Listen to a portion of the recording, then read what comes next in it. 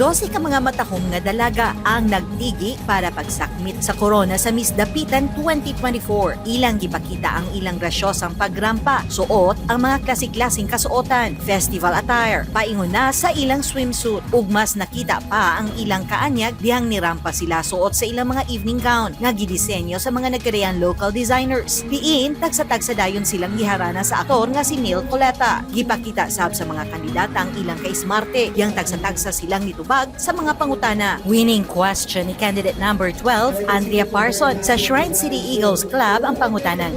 How can the Philippines better promote sustainable tourism while preserving its natural wonders and cultural heritage? Dapitan is the greatest example of this. We value our environment and its natural resources, also our history and culture, while improving our economy through inviting tourists to come in our city. We can never deny that Dapitan is a treasure trove of significance in history, in natural resources, and the life of its people.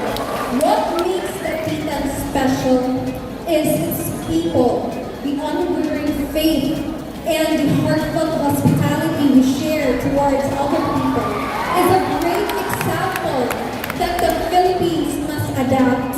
And I thank you. Nakoronahang Miss Dapitan 2024 ang Fil-Am nga dalaga.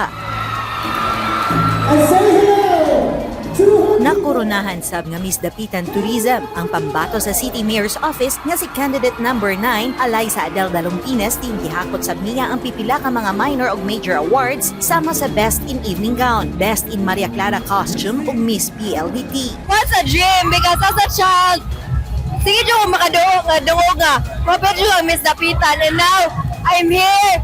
And Miss Dapitan Tourism, a crown is a crown. A success is success. I'm very, very happy.